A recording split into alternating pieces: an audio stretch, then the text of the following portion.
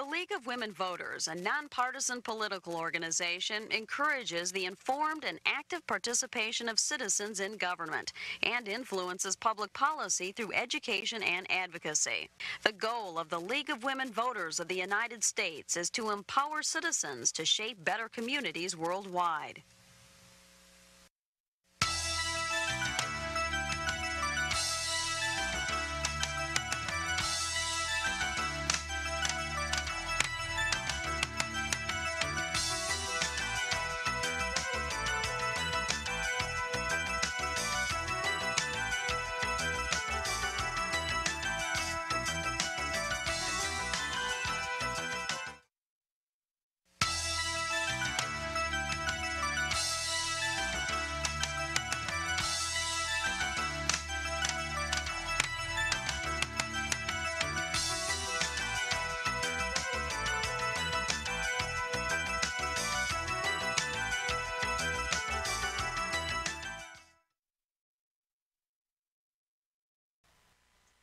Welcome to tonight's Candidate Forum, brought to you by the League of Women Voters of the Midland area and Midland Community Television, or MCTV. You will be hearing from candidates for Midland City Council, Wards 1 and 3. I am Kim Steinke, the League of Women Voters President for the Midland area. The League is a nonpartisan political organization that works at the national, state, and local levels. Membership in the League is open to all people age 16 and over, both men and women. We are committed to the informed and active participation of citizens in government, and we neither support nor oppose candidates. We always welcome new members. Information about joining the League is available on our website, www.lwv-midland.org, or you can ask any League member about it. Here's an overview of how today's program will run. We will start out with an introduction of the candidates running for the office and give each candidate 2 minutes for an opening statement. After each has given an opening statement, I will pose questions to which each will be asked to respond. Each candidate will be allowed an initial response to each question up to 2 minutes in length, as well as a reply after all three have had an opportunity to give initial responses. Replies will be limited in length to 1 minute. Candidates have participated in a drawing of straws to determine who will be the first speaker. That order will be rotated in responding to questions throughout the forum. Following the question and answer period, each candidate will have an opportunity to make a 1 minute closing statement. Jane Worth, who is sitting next to me, is our official timer. Jane will raise a warning card when the speaker has 30 seconds, then 15 seconds left. When time is up, I will stop the speaker, allowing only the completion of that sentence. The forum will feature the 2 candidates for City Council for Ward 1, Pam Hall and Jeremy Rodgers, and 1 candidate for Ward 3, Steve Arnosky. Mr. Arnosky's challenger, Matthew Rapanos, declined to participate in the forum, keeping in mind that altogether there will be 3 candidates present, but there are 2 races, Ms. Hall and Mr. Rodgers for the Ward 1 seat, and Mr. Arnosky for Ward 3. So let us begin with opening statements from the candidates. Jeremy has drawn the privilege of being the first to give his opening statement. So Jeremy, you have 2 minutes and the floor is yours. Thank you, Kim. Good evening. My name is Jeremy Rodgers, and I'm running to be your next city councilman in Ward 1 of the City of Midland. I respectfully ask for your vote November 3rd. I also would like to take a moment and thank the League of Women Voters for hosting this candidate forum this evening. I'm running to be your next city councilman because I am committed to our community. I've lived here in Midland for nearly 10 years, and my wife Olivia and I are raising our family. We have a 1-year-old son named Andrew here in Midland. I believe Midland is a unique community. It's a great place to work, to live, and to raise your family. And I'm running for city council because I want to make sure that it stays that way for you, your children, and your grandchildren. My wife and I are both CMU graduates. I have a degree in history with a minor in political science, and I've also completed and graduated from Midland Citizens Academy. For over a year now, I have served on the City Planning Commission, where I had the privilege to introduce the motion to approve the site plan for Costco, bringing good paying jobs directly to Ward 1 in the city of Midland here.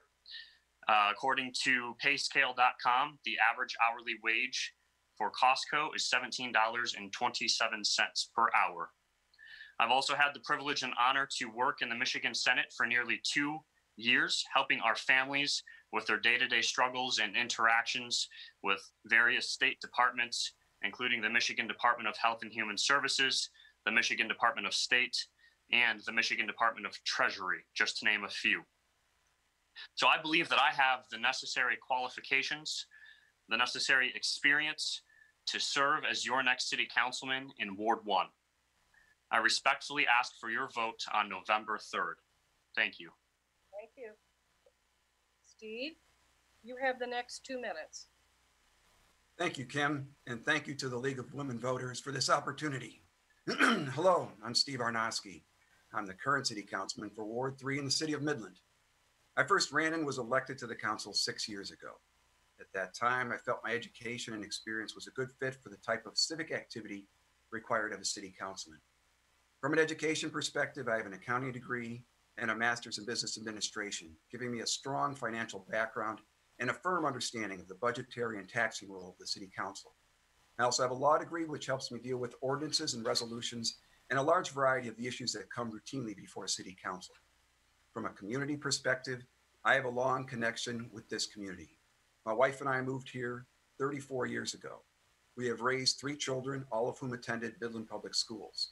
My connection to Ward 3 is very strong. For the past 30 years, my residence has been right here in Ward 3. I've been a youth soccer coach, a Boy Scout leader, and a volunteer at Dow High wrestling matches. My wife and I have also been small business owners, having owned a scrapbook store in town for 10 years. I share a common bond with the people I serve as councilman. I feel a personal obligation to them as both a friend and a neighbor, and I strive to be available, listen to their concerns, answer their questions, and provide assistance where I can. From the experience perspective, I have 6 years working in financial analysis with a Fortune 50 company and 32 years as a lawyer working for Dow Chemical, including several years counseling those managing Dow's multi-billion-dollar pension fund. Finally, as I have shown for my last 6 years of service, I represent the people. I have no political affiliation, I have no business interest or employer that can unduly influence my decisions. My only self-interest is as a homeowner and taxpayer in the city and doing what's right for the residents. Thank you.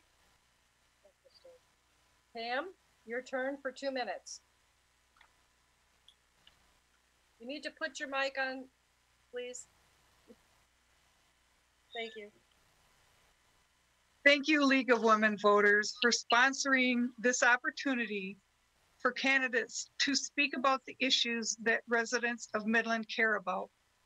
The experience I've gained so far from serving council in the last couple of years has given me even more insight of the strengths and the problems that face our city. I've lived in Midland County most of my life, over 40 years, and 26 years in Ward 1, and have observed many changes here, but also some things that stay the same. During this time, there have been both positive and not so positive elements. Many people feel that we could do better, and that is why I am here, elected by the people to serve as their voice. We started our family, which included daughter and son, moving to Midland from Saginaw with Dow employment. I moved into Ward 1 as a single parent working and going back to college, and as an entrepreneur, established Massage Therapy LLC. My children attended Midland Public Schools, were engaged with sports, theater, music, art, dance, martial arts, and the Center for the Arts. I've been increasingly involved with environmental and human rights organizations that would protect citizens, local, state, federal, worldwide. Some examples of this are Voters Not Politicians, Moms Demand Action for Gun Safety, Children's Climate Lobby, or Citizens Climate Lobby, Midland Conservation District, Midland Community Television, producer of Earth News, as well as Progressives, which is also on YouTube and podcast. My nonprofit organization, Policies for the People. I'm also a member of Perceptions LGBTQ and advocates, and a member of the Harmony Diversity Choir. To summarize, I've worked hard to serve the residents of Midland and Ward 1 and would appreciate your vote to continue to help your voices be heard. Thank you, Pam. And thank all of you for your introductions. Now let's begin hearing your answers to questions that members of the League of Women Voters believe will be of interest to our voters. I'll let you know when it's your turn to answer each question, and I will repeat a question for anyone who asks. Steve, we'll take your questions. You'll be the first to answer our question, which is, what changes do you recommend to avoid future significant impacts of flooding, especially with regards to effects on city infrastructure and services, such as the library and several pumping stations? And again, you have 2 minutes. Okay, thank you. With respect to the flooding and the sewage backup, there are really two separate issues that need to be considered. But these are not new issues for us. All you have to do is go and look back about 35 years, beginning in 1986, where we have suffered since then 4 significant events: 1986, 1996, 2017, and 2020. Most importantly, those events resulted in sewage backing up into people's homes. Changes need to be made to eliminate the possibility of any sewage entering people's homes in the future. I think with these 4 data points, we know enough about where the vulnerable areas are in the city and the impact upon our wastewater treatment plant. The city needs to work not by itself to solve this problem, but include a broad cross-functional staff and citizen involvement. Any solution we have is going to be costly, but our current situation is costly, both financially and emotionally. Getting into specifics a little bit more, we've had instances where we had to turn off the pump stations. I think there were 4 or 5 of them this year in May of 2020 that resulted in more people being harmed than had to. One of the solutions here is to make those pump stations less vulnerable to being flooded by overland flooding water, either by embankments or some other temporary walls that could be placed around them. That way you don't have to shut off those pump stations. We also need to look at how we are clearing and where the water that's overwhelming the sewage treatment lines is coming from. We have started that process, but there's a lot more to do. But again, it's not just looking at and putting it all on the shoulders of our utilities director. It needs to be involvement of the entire community. And then finally, we cannot forget about the importance of clearing our drains and creeks, because that's a source of water for people as well. Thank you. Thank you. Pam, you will now have 2 minutes to give your response. Okay, I have been affected by several water incidences in Midland, from sewage backup to flooding events. And the red zone testing is helpful, but we need to address the climate change and how that impacts and how to prepare. Also, when changing infrastructure, we need to have sufficient equity and so forth, with folks being able to afford the upkeep with all of the costs of improving their homesteads for their own personal infrastructure, not just the city's infrastructure. And so that I'm talking about social justice here. And it's been suggested by the Planning Commission that citizens show up and add their input to the master plan, which Midland is behind in updating. Currently, the commission conducts public hearing and offers recommendations to City Council on a wide range of local land use issues, including site plans for new developments, zoning law amendments, and various land divisions, but they want to change that by passing council.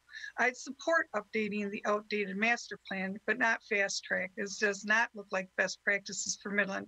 We need to have a real pathway for citizens to engage in the process of how their city works and is planned, not fast tracked around their input. Citizens have shown up at city council meetings, either in person or on Zoom, and have clearly stated they don't feel their voices are being heard.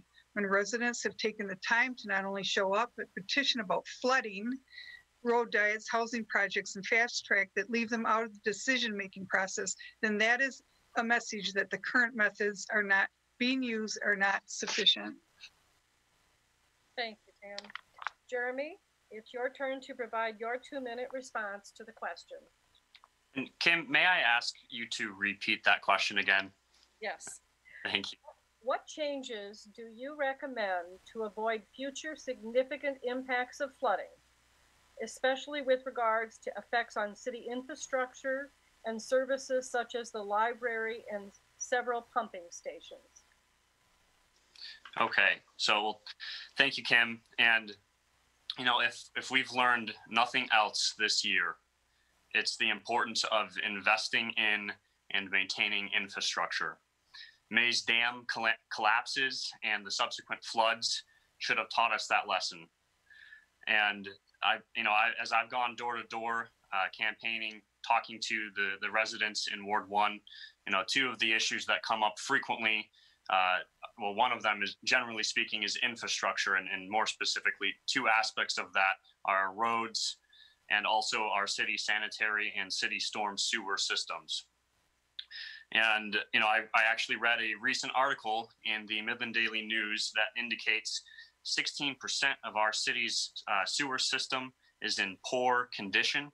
So I think that is something that, as a city councilman, if elected to serve on the city council, that's something that I would be an advocate for. I think we need to make sure that we bring up to date all of our sewer systems, so we ensure that everything functions as it's supposed to. So I think that's a good starting place.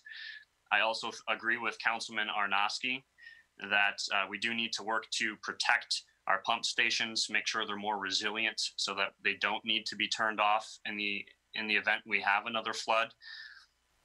The city conducted a sewer study that estimates, I believe, that in total for all of the improvements that the city would like to do to the city sewer, that it would cost approximately $110 million. So just for context, the city's annual budget is approximately $100 million. I think we need to find ways with constituent input to reprioritize existing dollars in our budget and over time make the needed improvements to our city sewer system. It's not going to be an overnight thing. And lastly, I just want one other possible solution that I think should be discussed is putting a bond proposal or a dedicated millage proposal before the city of Midland and allowing residents to vote on possibly raising or borrowing funds to make the necessary repairs. Thank you, Jim. All right. Steve, do you want to take advantage of the 1-minute reply? Yes, please. What I would just like to add, if I could, is that, again, to emphasize that it's not just about the sewer pipes and the pump stations. We need to look at what is causing the sewage system to be overwhelmed. Where is this overland water coming from? How is it getting into there? Is it coming from homes? Is it coming from breaks in the pipe? Is it being caused by development that we're continuing to have in the city that is an upstream and putting additional burdens on this existing sewage system? So the point there is that you need to not just stop and say, we'll fix the pipes. We need to look at other ways to improve and make our sewage system able to handle growth in the future. Thanks. Thank you. Pam, do you want a 1-minute reply? Yes. Okay, it was mentioned about infrastructure being important. I also have gone around and spoken with many residents of my ward. And currently there is a Senate Bill 431, which would give no review for site plans being called gravel to gravel, only benefiting certain players and is being disguised as an infrastructure bill. And when listening to this on the Michigan Municipal League this weekend, because they have their big annual conference, it sounded very familiar to me. And that is comments that I've also heard from many residents. Thank you. Jeremy, would you like a 1-minute reply as well? Sure.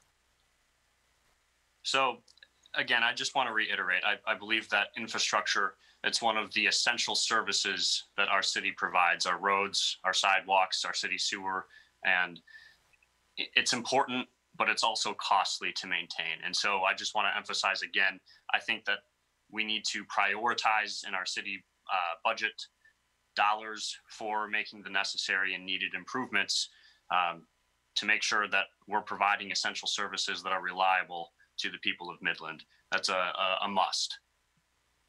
Okay, thank you. Pam, you will have the first chance to answer this next question, and you will have 2 minutes. And the question is, Midland has tough economic challenges for small businesses. What are your views on how we can help the small business community succeed in Midland?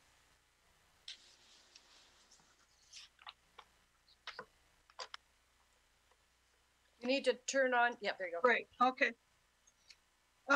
Well, first of all, as a small business, I can appreciate that question. And there are several challenges to small businesses. And one of them is that a lot of businesses do hire outside of the citizens that live here when big business comes in, and that poses a problem, just limiting citizens to entry-level minimum wage type jobs. And it also, I find that as an incumbent, I've already experienced a lot of changes. And this is unprecedented times that we have right now during COVID and flooding and so forth. So a lot of folks that had jobs no longer have them. And we need to be creative in looking at how we can be inclusive with rebuilding, not just what's happening with crumbling infrastructure, but how we go about it in a way that's social justice.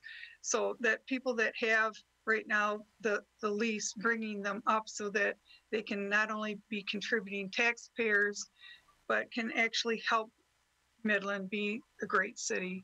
And Midland is been my home, like I said, for over 40 years. I care about the residents here, and I see a lot of opportunity for growth. Thank you. Jeremy, you now have 2 minutes for your response. Thank you, Kim. So if elected to serve Ward 1 as their next city councilman, I would work to seek partnerships, look for opportunities to build partnerships with the community, with both the private and the nonprofit sectors here in Midland, to work towards solutions that will help our businesses not just succeed, but thrive.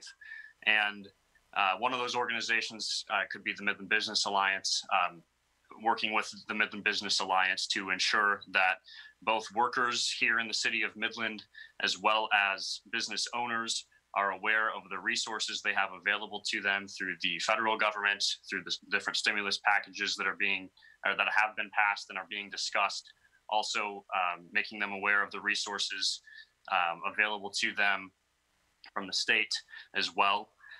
And then I think that there might be opportunity for the city of Midland to also be a resource for assisting workers that are struggling with the Unemployment Insurance Agency. I know for a fact, as I've worked in the Michigan Senate now for during this challenging time for many of us, that the Unemployment Insurance Agency has been very difficult to deal with. It's difficult to get answers, and I believe that there are multiple ways in which we could partner with the state government, our county government, to try to make sure that resources and information are provided to workers here in the city. Thank you. Steve, You also have 2 minutes to give your response. Okay. All of our businesses are interdependent, both small and large. The healthier our economy, the more the smaller businesses can thrive. Business growth comes in the form of expansion of existing businesses and bringing in new businesses. The city needs to encourage both. The city's vehicle for supporting existing businesses and encouraging new businesses to locate here is the Midland Business Alliance. And the MBA is funded with your city tax dollars. The city reviews results from time to time to determine whether the MBA is achieving the growth that we want. Sometimes this means change of leadership, which has occurred 4 times since I have served on city council. But as opportunities arise that have the potential to bring in new business or grow businesses, we expect the city staff to work with the potential new businesses and encourage their location and expansion in our city. My understanding is that both the Midland Business Alliance and city staff do work with businesses in this regard. Most times it is not shared publicly because at the request of a new business or existing business, they wish it to be kept confidential until a decision has been made. 2 actions that I have taken to support new business in the city is the approval of changes to property where Fisher Sand and Gravel is located just off Lyon Road in order to create a large space for new businesses to come in the future. The other action was the approval of rezoning and other changes so that Savant Group could expand towards Bay City Road, bringing more jobs to the community, which in turn brings more business to the small businesses. I am cognizant of the empty spaces around town that need to be filled and would support actions by the city to make that happen. Some of those are perfect for small businesses. A couple of obvious ones are the old Holiday Inn and the empty stores in the mall. But there are others, and I will support those actions as well where it makes good sense for our community. Okay, thank you. Pam, do you want to take advantage of a 1-minute reply?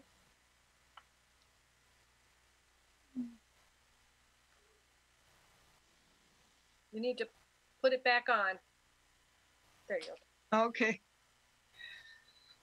I think Steve basically said what I was going to say.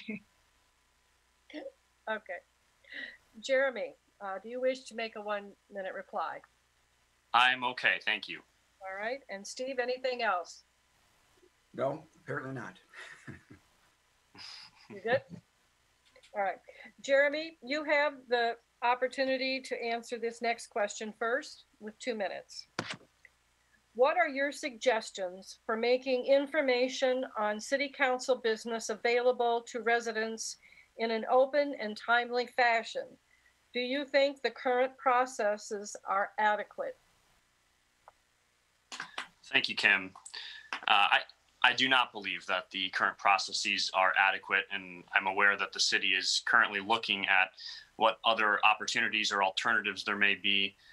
I think we need to continue advertising public meetings and public hearings in the Midland Daily News, but there are now other venues available as well. There's the Chemical City paper. I think that the city can make better use, better leverage social media. There's opportunity, I'm sure, also perhaps to make information available by radio. We have a lot of different communication mediums available to us.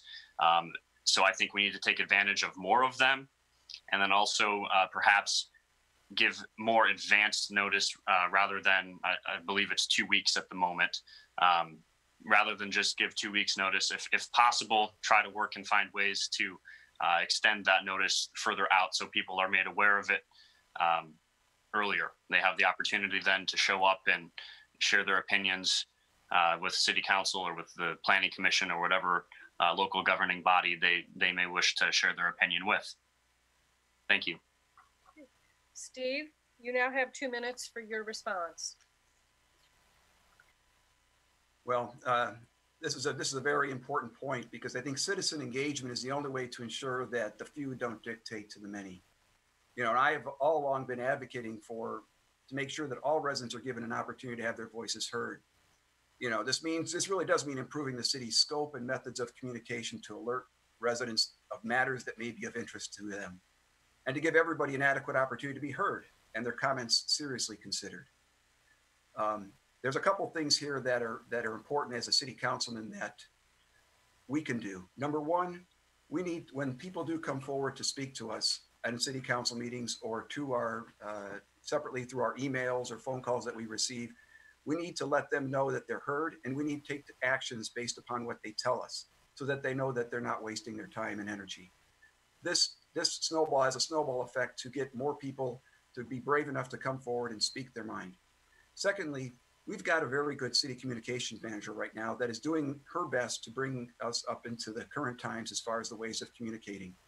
We've got both an older generation and also a younger generation.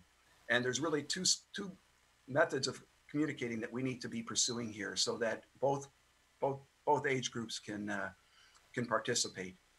We've done historically paper communications for what is now the older generation, but that's not enough. We've got a whole younger generation that doesn't use paper communications at all, and that's where Katie and our communications group comes in. So the answer is we need to give people more time and more different methods of communicating so that depending on which method you use, somehow you'll get the message. And then once the message is received, that the city council members encourage people and listen to them and take actions up based on what they say. Thank you. Thank you. Pam, your turn for your 2-minute response. Okay, well, there's more that needs to be done than just meeting people for coffee and sending out expensive mailers during elections. Council needs to address widening discrepancies in equality with economic opportunities, social justice, public safety.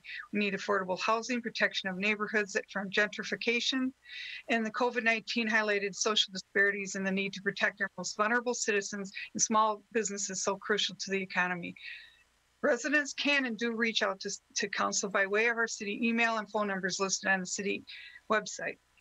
And I also would recommend citizens attend Midland Citizens Academy training, which helps residents know how their tax dollars are being spent.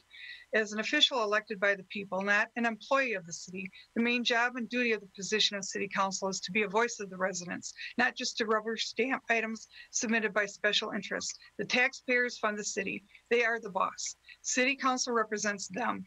Items to be considered by council should first go through the citizens of the ward and city.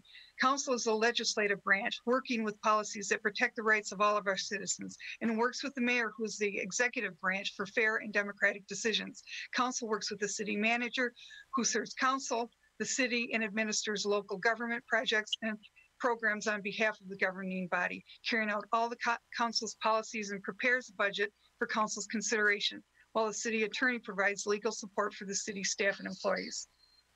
When I came on board with council, the majority of the people had voted to end gerrymandering, yet pushback from powers that be are trying to take away their voice by interfering with the vote itself. Also, medical and recreational cannabis passed in Michigan, yet business opportunities for Midland, such as testing labs, weren't even given a chance even when law regulations were in place. The issue is continuously delayed coming before council. So even as a brand new councilman, I organized a town hall to educate the public on the subject, as well as discussions that would best clean the soil of toxins for farming with town. It is disturbing. People can be poisoned by chemicals without getting the medicine they need to heal, without having to leave the city and county, even while others seek to increase alcohol consumption during the day downtown during COVID-19. Thank you. Jeremy, would you like to take advantage of the 1-minute reply? Yes, please. I do want to also emphasize, I do think that there is definitely a role to play for a city councilman in engaging the citizens, the families that they represent. I think that's very important. It's the number one job of a city councilman. But we needed to be doing better than just being responsive to emails and phone calls. I think a city council person needs to make the effort to actually go out and engage the folks that live in their ward. And I actually have committed to doing that. I've committed to, at a bare minimum, holding monthly coffee hours at different locations across Ward 1. And I also think as part of this discussion, it is important that city councilmen stay focused on local issues that are that they have authority over. They have the power to make decisions on here at city council, not state issues, not federal issues. This is a nonpartisan seat. We need to be addressing nonpartisan local issues and engaging with the folks we represent. Thank you. Steve, would you like the 1 minute? Yes, just a couple points to make. One, I just want to again reemphasize the use of social media, including Facebook, Twitter, Instagram, and a number of others that are coming down the pike. And secondly, I think it's important to remember here that one of the advantages of being an incumbent and being an incumbent for 6 years is that my name, contact information is well known throughout the community. I have an easy route for people and a very common and friendly route for people to come and express their interest and get more information. So it's something that is one of the advantages of being an incumbent in this role. Thank you. Thank you. Pam, would you like 1 more minute? I just want to comment that I have gone and spoke to residents, and I have found out a great many things. And I appreciate the opportunity to have served council. And again, I'm looking forward to serving 2 more years. Thank you. Steve, you have the next question to go first for 2 minutes. What professional background and personal characteristics do you think are the most important in a city council member? Okay. Obviously, I have a preference for my own. I think one of the things that's very important here is you look at really the biggest decisions that the city council make is the review and approval of our $100 million budget. It's how our taxpayer money is used. You know, my background in accounting, my background in finance, my MBA all serve very well. And also, basically, as I reiterated earlier on with my opening statements, you know, having an ownership interest in a small store in the town for 10 years. And then also taking a look at one of the other big items, one of the big obligations of the city is the over $100 million of unfunded liability that we have as a city to our police, fire, and civilian retired workforce in the form of retirement benefits. Those things are the things that can kind of bring our city to our knees, and having a good understanding of how the finances and how to prioritize financial investments in our spending is probably the most important thing that you can have.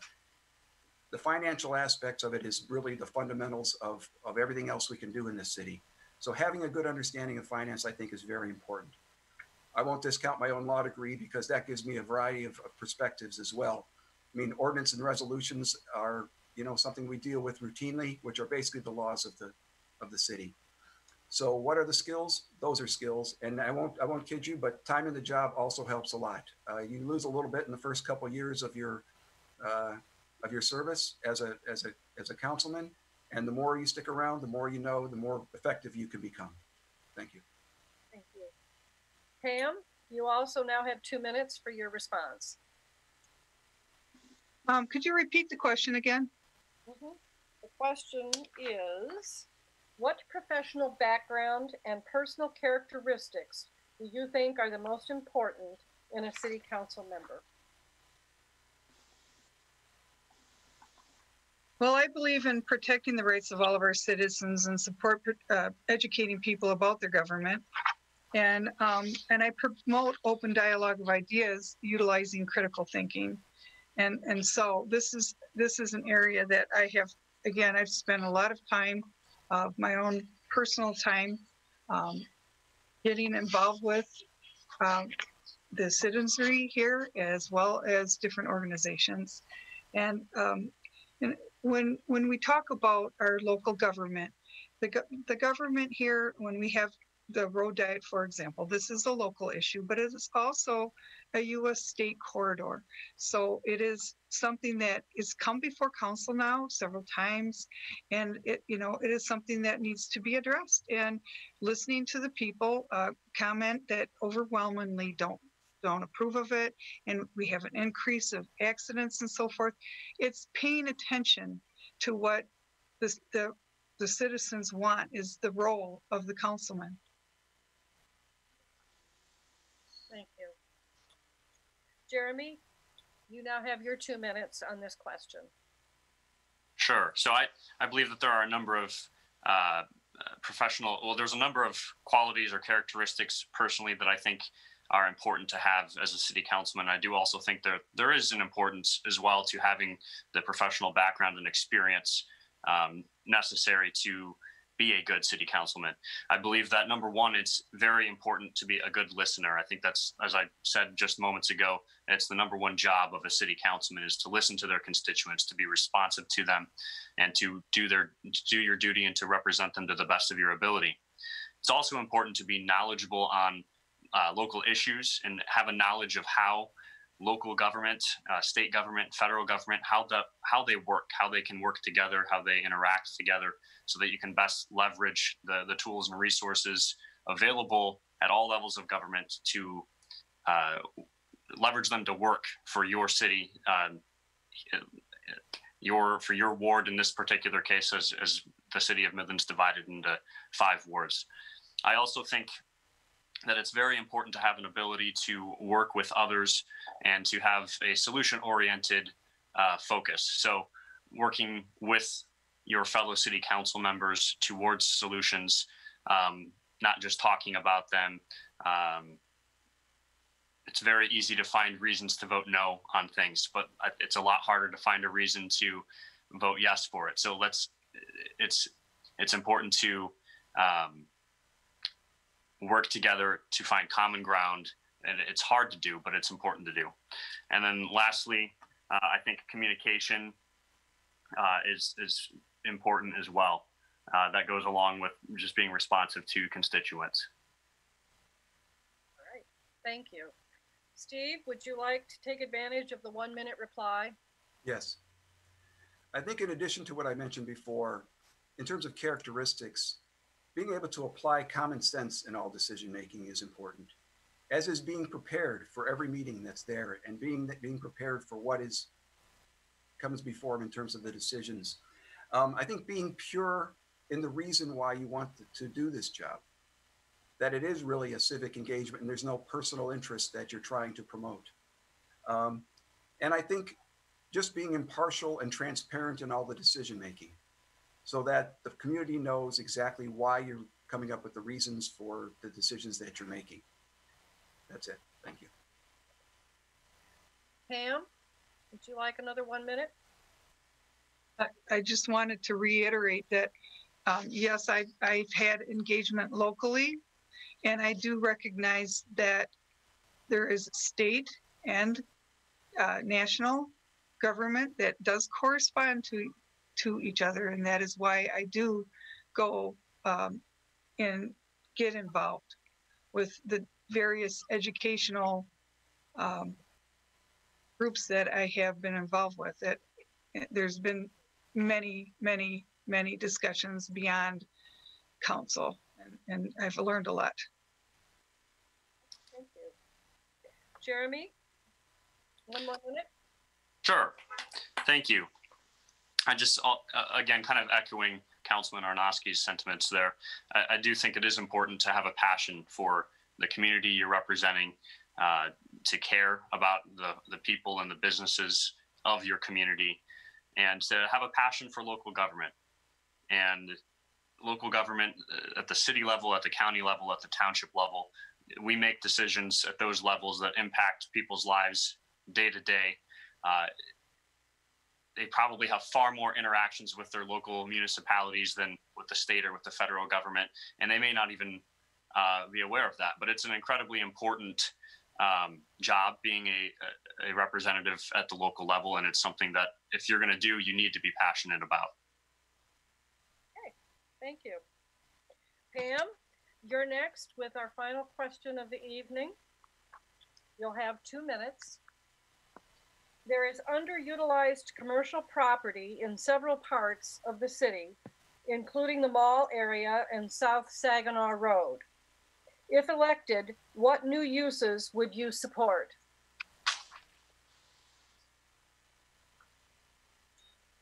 I think it's important to engage the citizens locally, to hear their voices. That is the role of council, and to have their input on what they would like to see in these areas. They're the ones that are going to be working in these areas. So we need to hear from them what types of businesses they would like to see, and then get a current master plan in place where these same citizens can be have their voices be heard.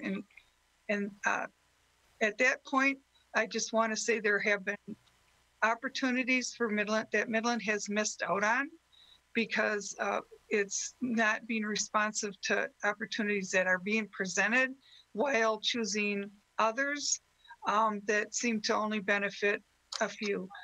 There's a lot of opportunity that would benefit many people that I have brought forth earlier in this this meeting that I've mentioned, that I went and spent my own time and my own money to research, and I saw a lot of opportunity for folks, and I tried to help get that information out there so that it could be reconsidered as a very viable job opportunity.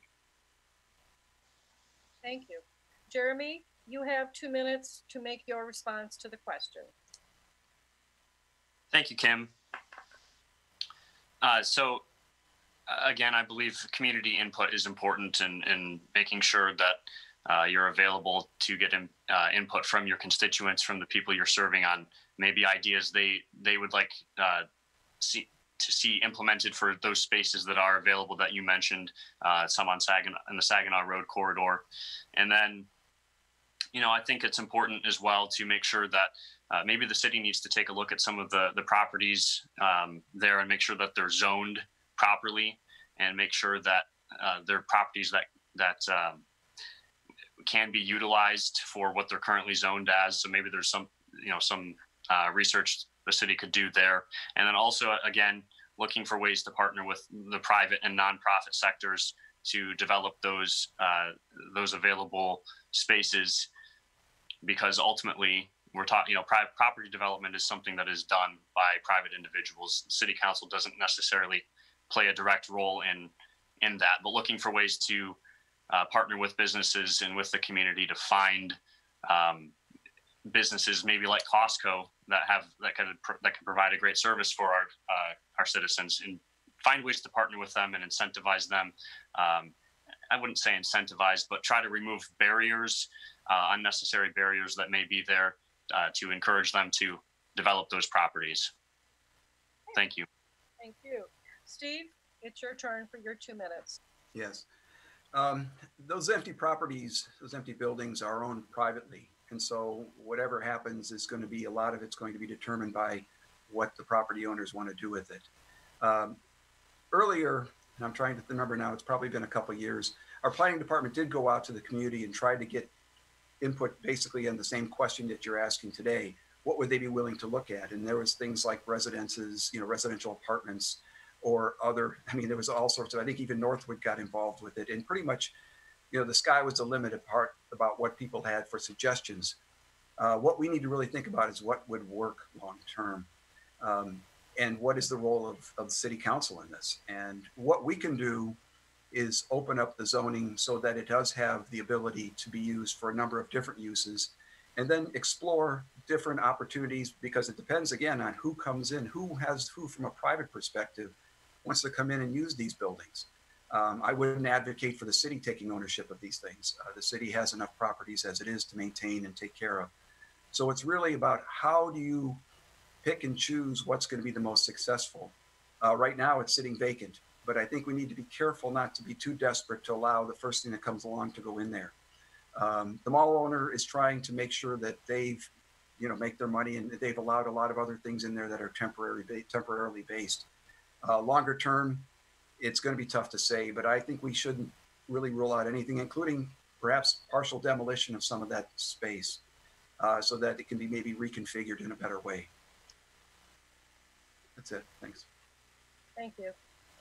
Pam, do you want to take a minute to respond?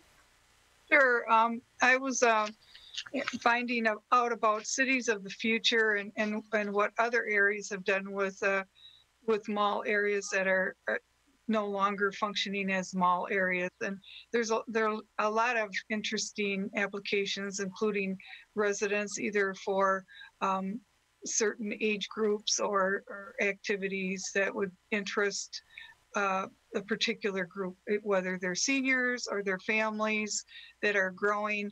And that I found that to be interesting. And there are places doing that all over the country, and the one I was looking at in particular is in Florida. Okay, thank you. Jeremy? I'm all set, Kim. Thank you very much. Right, and Steve? Oh, you're on mute. Sorry. The only other thing that came to mind was that, you know, that's been used as, for example, because malls all over the country have this same problem. And one of them is being a distribution center for Amazon or other companies like that. Certainly we should be open to that as well. But I think we need to probably watch. We're not as big a metropolitan area as others, and there'll be probably others who lead the way in terms of the amount of space and how they repurpose it. And we should certainly be open to looking at those things. Okay, thank you. We will now finish with our 1-minute closing statements from our candidates for Ward 1 and Ward 3 City Council.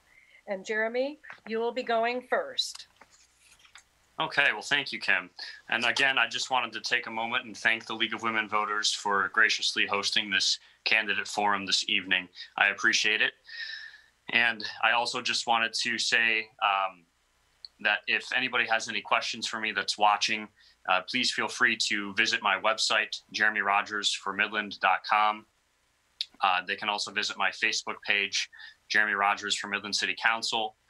They also can contact me with any questions directly by email at rogersformidland@gmail.com.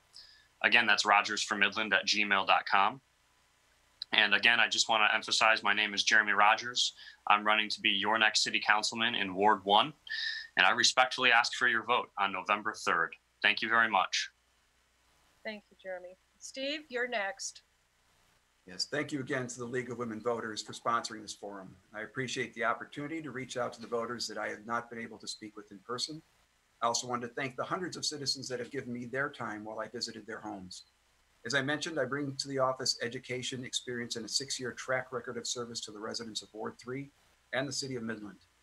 That record reflects my commitments to the long-term financial health of Midland, my willingness to step forward when the proposal is not consistent with the standards or the best interests of the community, and by my actions encourage people to come forward on issues that are important to them, to speak and let them know that they are being heard. If re-elected, I promise to apply common sense in all my decision-making, prioritize spending in a way that best benefits the community and avoids wasteful spending, be prepared for all meetings, be impartial and transparent in my decisions, and thank you again to the League of Women Voters for this opportunity. Thank you. Pam, you're up next. I appreciate the people that supported me in the last election and continue to support me, as well as new folks that I've met along the way that are interested in helping with my campaign. There are many people that are involved with wanting to preserve what the Dows have started here, which is the green spaces and keeping that and not letting development override that. So as the incumbent, I have already faced challenges with the city council, and we are living in unprecedented times that just drive home the need for involvement with our democracy. I plan to continue to honor that mission. We need to lift each other up in our community that has suffered severe flooding and coping with COVID-19. For all our differences, I still believe we want the same things: a safe town, clean water, air, and soil to grow food with no sewage backup or flood water in our homes. Thank you, Pam. That's it, voters. We hope something here tonight will help those of you living in Wards 1 and 3 make your decisions when you vote on November 3rd. In closing, here are the state proposals that we will see on our ballots. Statewide Proposal 20-1, Michigan Use of State and Local Park Funds Amendment. A proposed constitutional amendment to allow money from oil and gas mining on state-owned lands to continue to be collected in state funds for land protection and creation and maintenance of parks, nature areas, and public recreation facilities, and to describe how money in those state funds can be spent. Referred to the ballot by the legislature, this proposal would allow the State Parks Endowment Fund to continue receiving money from sales of oil and gas from state-owned lands to improve, maintain, and purchase land for state parks and for fund administration until its balance reaches $800 million. Require subsequent oil and gas revenues from state-owned lands to go into the Natural Resources Trust Fund. Require at least 20% of endowment fund annual spending to go towards state park improvement. Require at least 25% of trust fund annual spending to go toward parks and public recreation areas, and at least 25% towards land conservation. Statewide Proposal 20-2, Michigan Search Warrant for Electronic Data Amendment. A proposed constitutional amendment to require a search warrant in order to access a person's electronic data or electronic communications. Referred to the ballot by the legislature, this proposed constitutional amendment would prohibit unreasonable searches or seizures of a person's electronic data or electronic communications, require a search warrant to access a person's electronic data or electronic communications under the same conditions currently required for the government to obtain a search warrant to search a person's house or seize a person's things. I want to thank the candidates for participating in this forum. Even more important, a sincere thank you goes to the candidates for your willingness to serve as elected officials in these challenging times of governing. And to our listeners and viewers, thank you for your time and interest in watching this forum. Members of the League of Women Voters of the Midland area sincerely hope that you've seen and heard on this program tonight, what you have seen tonight will help you with your voting decisions. We believe it is vital that citizens demonstrate informed and active participation in our government. So please be sure and vote. For more information on candidates, go to the vote411.org's online voter guide published by the League of Women Voters. Polls will be open on Election Day, Tuesday, November 3rd from 7 a.m. to 8 p.m. If you are voting in person, be sure you know the location of your designated voting place and have your necessary ID with you. Absentee ballots are available for all registered voters in Michigan. You can submit an application at clerk's offices in the city and throughout Midland County. Absentee ballots will begin to be distributed on September 24th. They must be returned to the clerk's office before the close of the polls on Tuesday, November 3rd at 8 p.m. If you return your ballot by mail, remember to use 2 stamps and mail it as early as possible, ideally before the 19th of October, to ensure it is received before the deadline. If you use a designated drop box for ballot returns outside of clerk's offices, be sure it is for your clerk. If you have any questions on absentee voting or any other aspect of the election process, please contact the appropriate clerk's office. And finally, I want to extend a very special thank you to the people who have made this program possible. To our production manager and Zoom host, manager of MCTV, Matt Richardson, production director, Matt Thomas, and crew, the specialist, Chris Ferguson, and the administrative assistant, Mary Jo Kellogg. Thanks also to the following contributors from the League of Women Voters of the Midland area. Voter Services Chair, Sue McCollister, our timer, Jane Worth, and our Zoom coordinator, Katherine Redwine. And lastly, again, please remember to vote on November 3rd. Thank you.